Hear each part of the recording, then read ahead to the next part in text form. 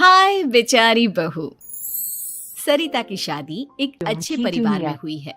उसका पति रोहन उसे बहुत प्यार करता है। घर में उसकी सास शांति और ननद मीनाक्षी भी है, जो सरिता के किसी काम में दखल अंदाजी नहीं करती। लेकिन फिर भी सरिता को ऐसा लगता है कि दुनिया की सबसे ज्यादा बेचारी बहू वही है और सबसे ज्यादा अत्याचार उसी पर हो रहा है। माँ जी, ये लीजिए आपकी चाय।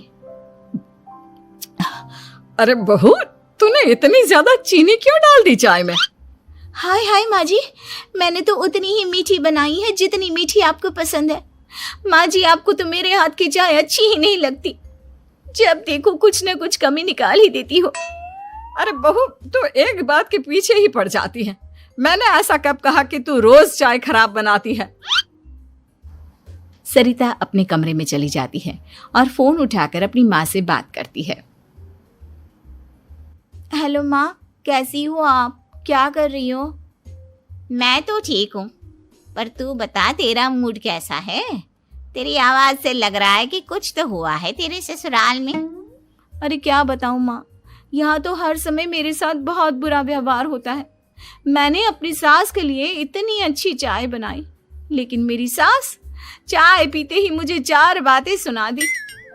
बेटी, तू इतनी छोटी छोटी बातों पर ध्यान ही क्यों देती हो?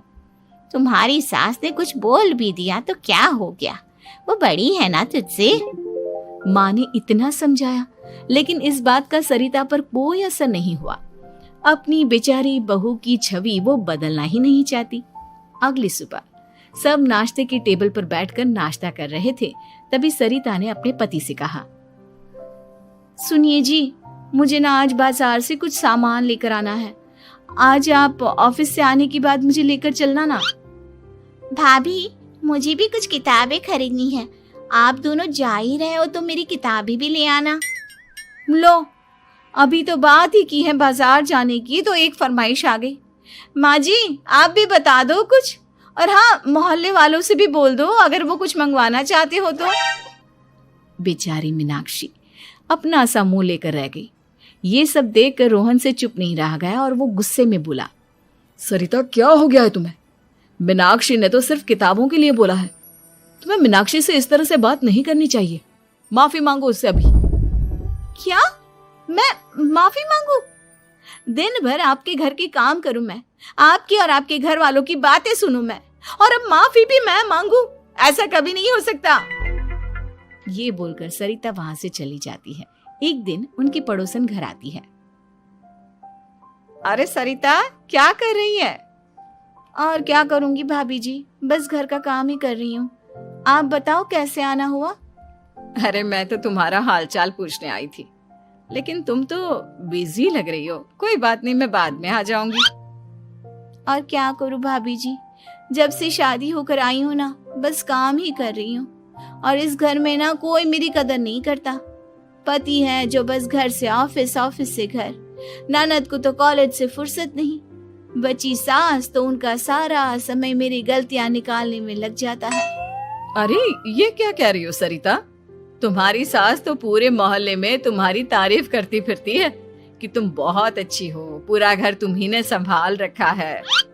हाँ तो क्या हुआ, इसमें गलत क्या कहती है? सच्ची तो कहती है। मेरी मर्जी के बिना इस घर का पत्ता भी नहीं हिलता। शाम को जब रोहन घर आया तो उसने सबसे कहा, कल हम सबको मौसी जी के घर जाना है। उनकी बेटी की शादी है। सब अपनी अपनी पैकिंग कर लो, सुबह होते ही निकल जाएंगे। और सरिता, तुम कान खोलकर सुन लो, वहां जाकर किसी की बुराई भलाई शुरू मत कर देना, नहीं तो मुझसे बुरा कोई नहीं होगा। हाय हाय जी, आप तो ऐसे कह रहे हो जैसे मैं सुबह शाम सबकी बुराई करती फिरती हूँ। आज तक कोई कह नहीं सकता कि मैंने किसी के पीठ पीछे किसी के बारे में कोई बुरी बात बोली हो तो। अरे बस बहू, बात को और ज्यादा आगे मत बढ़ा। हमें सब पता है तू हमारे साथ क्या व्यवहार करती है। ये बात घर तक रखना, शादी में किसी को कुछ मत बोलना, नहीं तो सब कहेंगे कि शांति की बहू कितना बोलती है। हाँ हाँ, सब कुछ तो मैं ही बोलती हूँ ना। आप लोग तो हर समय फूलों की बारिश करते रहते हो मेरे ऊपर। सारी गलती मेरी है जो मैं इस घर में आई। सबका कितना ध्यान रखती हूँ, लेकिन फिर भी मेरी तो आप लोगों की नजर में कोई कदर ही नहीं है। अगली सुबह सब लोग मौसी जी के घर पर चले जाते हैं। वहां पर शादी का माहौल होता है, सब जगह चहल पहल होती है, बहुत सारे मेहमान आए हैं। सरिता को वहां बहुत अच्छा लग रहा है। वो अपने मन में सोचती है, यहाँ कितना अच्छा लग रहा है, कितनी रौनक है। मैं यहाँ किसी से ज्यादा बात नहीं करूंगी। अगर मेरे मुंह से कुछ ऐसा वैसा निकल गया तो रोहन जी तो मुझसे गुस्सा हो जाएंगी। सरिता ये सब सोच ही रही थी कि वहां रोहन की कजिन साक्षी आ गई और सरिता से बोली, आप सरिता भाभी हो ना? जितना आपके बारे में सुना था, आप तो उससे भी ज्यादा सुंदर हो। हाँ वो तो है, मेरी सुंदरता की तारीफ सब करते हैं। मेरे मायके में तो सब यही बोलते हैं कि रोहन जी की किस्मत बहुत अच्छी है जिन्हें मैं मिली। लेकिन आप कौन है? मैंने आपको पहचाना नहीं। मैं रोहन भैया की कजिन हूँ। आपकी शादी पर नहीं आ पाई थी ना, इसलिए आप मुझसे मिली नहीं कभी। शांति मौसी और मीनाक्षी आपकी बहुत तारीफ करते हैं। क्या कहा तुमने? मेरी तारीफ? कभी नहीं। मेरे ससुराल वाले कभी मेरी तारीफ कर ही नहीं सकते। मैं इतनी अच्छी हूँ, मेहनती हूँ, लेकिन उन्हें तो मेरी कदर ही नहीं। सारा दिन घर का काम करती हूँ, फिर भी मेरी सास ना मुझे सुनाती रहती है, और पति भी मेरी सास की साइड लेते हैं।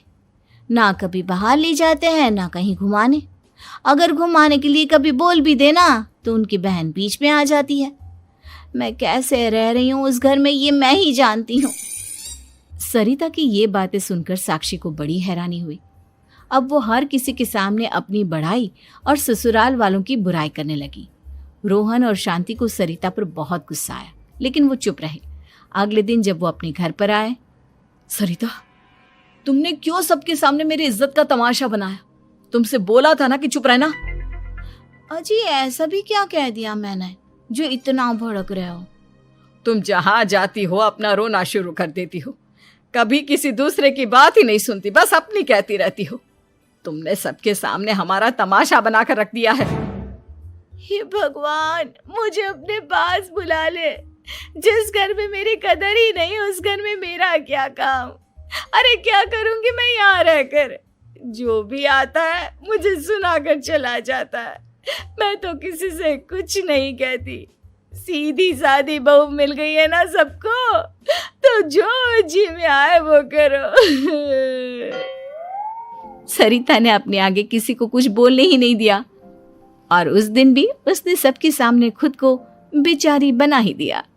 अगले दिन मीनाक्षी कॉलेज के लिए लेट हो रही थी, इसलिए वो हर काम जल्दी जल्दी कर रही थी।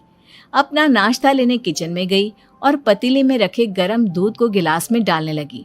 दूध का पतीला उसके हाथ से छूट गया और गरम गरम दूध उसके हाथ पर गिर गया। ओए माँ, हाय मेरा हाथ, माँ मेरा हाथ जल गया। मीनाक्षी की आवाज सुनकर सरिता दौड़ती हुई आई। ये क्या किया तुमने? तुम्हें नाश्ता चाहिए था तो मुझसे बोल देती, मैं क्या मना कर देती?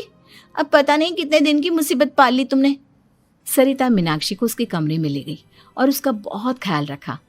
उसका इस तरह से ख्याल रखना शांति और रोहन को थोड़ा अजीब लगा। माँ, सरिता के दिमाग का भी कुछ पता नहीं।